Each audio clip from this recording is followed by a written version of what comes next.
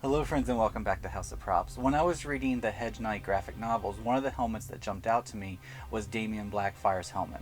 It was this red helmet with this majestic black dragon on top, and it quickly became one that I had to make.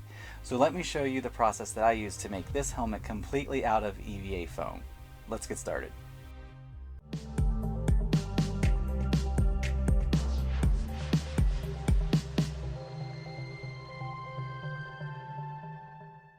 Two pieces of part A are cut out of 6mm foam and attached to each other with contact cement. To keep the seams as clean as possible, I line the top of the seam first, make sure it's in place, and then press the interior of the seam together. This way, if there's any jankiness with the cut, it will be on the inside of the helmet and not visible. Next, I close the dart in each part B, again making sure the outside is as smooth as possible. Then a part B is attached to each side of the center A unit by aligning the registration lines. While I attach these, go ahead and click the subscribe button and the notification bell so you can be kept up to speed with future projects. When everything's attached, the sides of the helmet stick out too much, so I used a heat gun to heat the foam, then I bend the foam and hold it in place until it cools. Two part C's are cut from 4mm foam and glued so that one edge is perpendicular to the other. This will give us a nice sharp ridge on the center of the visor.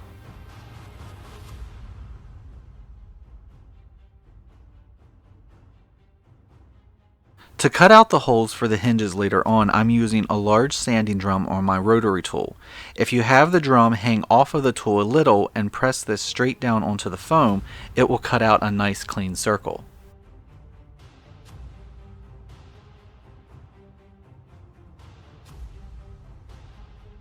Part D can be centered onto the helmet base and glued with contact cement. Make sure you stretch the ends of part D so that the points reach all the way to the corners.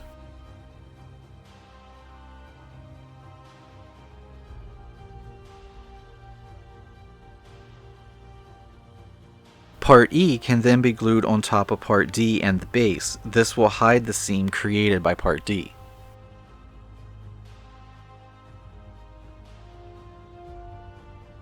Once part E is in place, heat the inside of the forehead point with the heat gun and hold the point out a little until it cools. This will help give the helmet a pointed look and not a round one. Cut two pieces of part F from some 2mm foam and glue these onto the edges of the visor.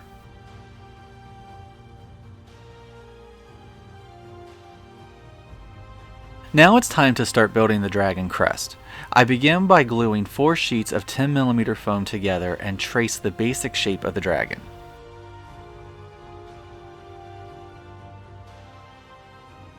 After the piece is cut out on a bandsaw, I check the size and fit with the top of the helmet. I'm happy with that, and to make carving easier, I'm going to cut it into 3 pieces. Once it's cut, I'm going to take a meat carver and carve the shape of the dragon's body. I can't take credit for the idea of using a meat carver for this step. I saw it on TikTok, but I can't find it again to give proper credit. However, it is a time saver when taking away large chunks of the carving process.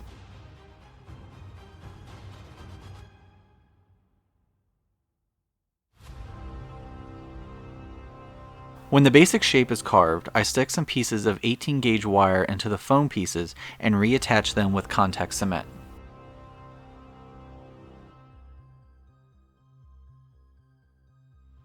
Then I refine the shape with my rotary tool and sanding drum, but again, I'm still looking to keep the shape relatively simple, so I'm not worried about adding detail at this stage.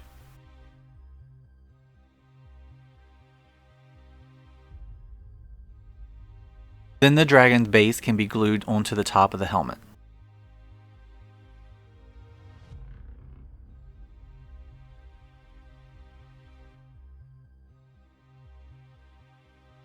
Next, I cut the spine ridge out of 4mm foam and glue this down the center of the dragon's back.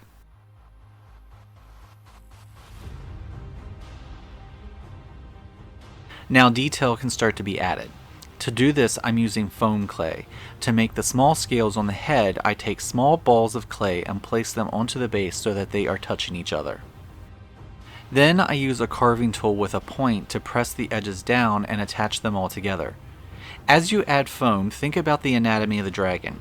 Which way do the scales point? What do the scales look like around the eyes, nostrils, and etc.?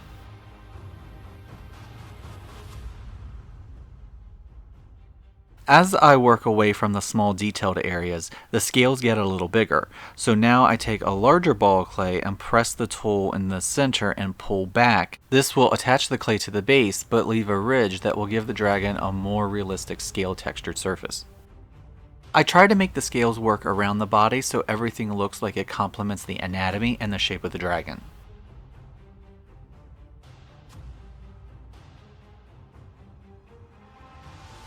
For a little more detailing, some foam ridges are added over the eyes, and I create a crater shape in the scales so the horns can be added. To make the horns, I roll out a piece of clay and try to make the base of the horn a little thicker than the point. It's put into the crater and blended into the other foam with the same way as the scales.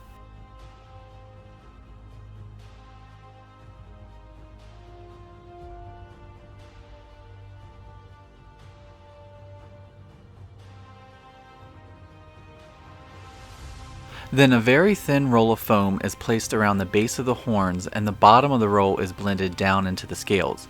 This same process is repeated 3 times up the horn in order to make the horn look segmented.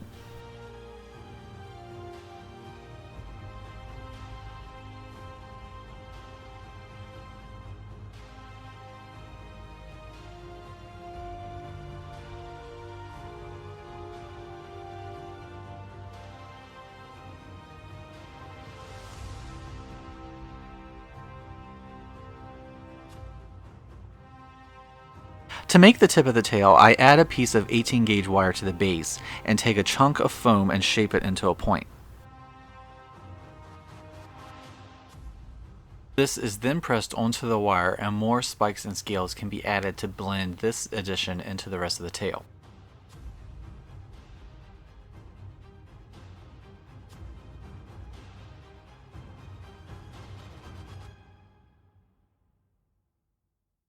A basic leg shape is made with some clay and scales are applied to blend it into the rest of the body.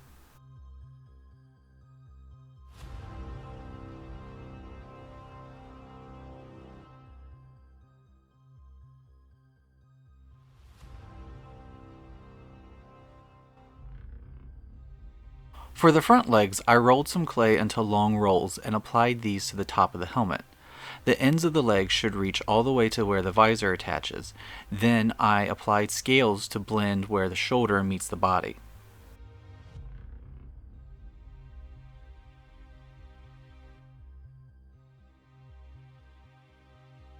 On the rest of the arm, I just apply some texture with one of the sculpting tools. I want it to look thin and sinewy and not covered in scales.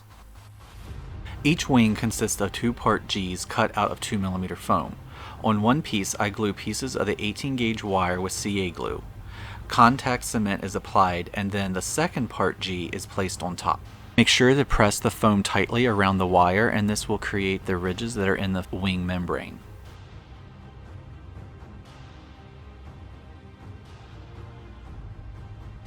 Then the wing is heated with the heat gun so the foam between the wires can be pressed and warped to resemble wing membranes, otherwise they would look too fake.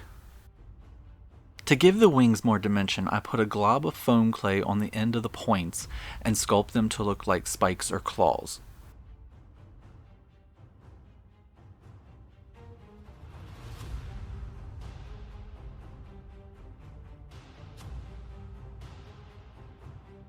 So the foam doesn't look flat, I draw in some lines with tacky glue. This glue dries clear but will hold its shape, so it's great for getting subtle texture detailing.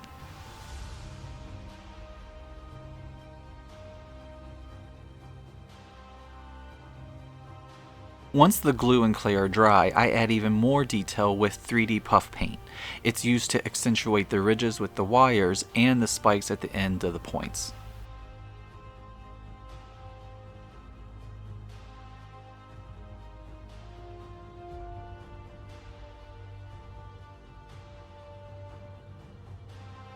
At this point, I decided to glue part H onto the helmet while I wait for the wings to completely dry. This will add some detail to the rear of the helmet and mimic the detailing on the visor.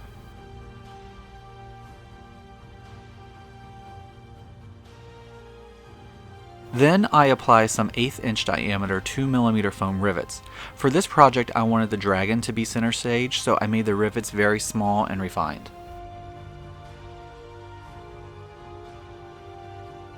With the rivets in place, I could now attach the wings. I double checked their placement and then attached them on top of the arms with contact cement.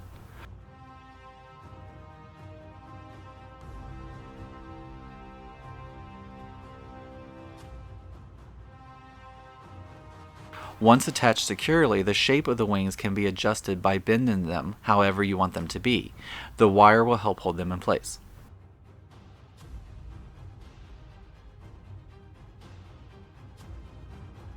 Then I proceeded to clean up the seams with a smooth sanding drum on my rotary tool, but I wasn't thrilled with how they were turning out.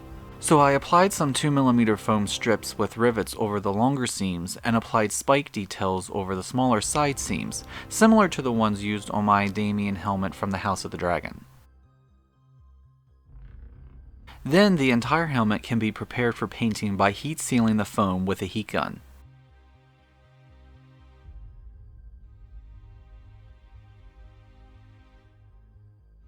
To help save some painting later on, I'm going to spray the helmet with red plasti dip and the dragon with black.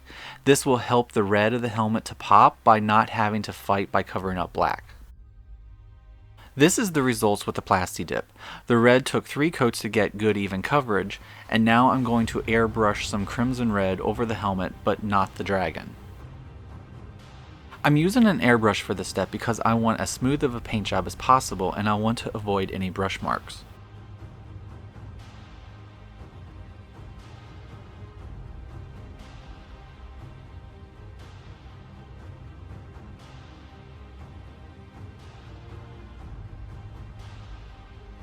Then I take some bright red and airbrush this onto the recessed areas of the helmet, meaning on the original 6mm and 4mm pieces, but not the 2mm accent pieces.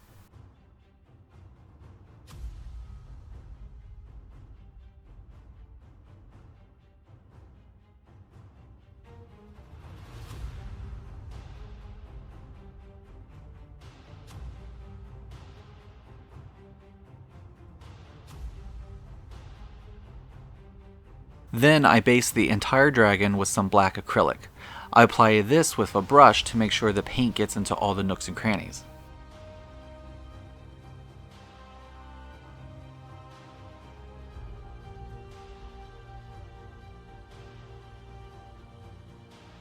To give the helmet a little more dimensionality, take some Payne's Gray, make a wash, and brush this into some shadow areas.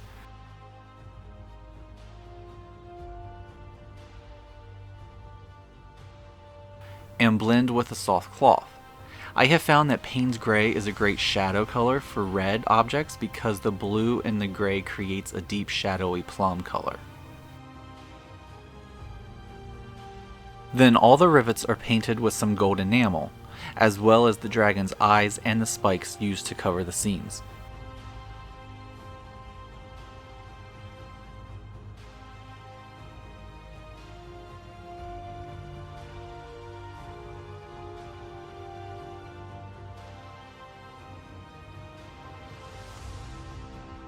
Then I dry brush some metallic sterling silver over the entire body of the dragon and select areas of the wings. This will help break up the black and give some highlight areas.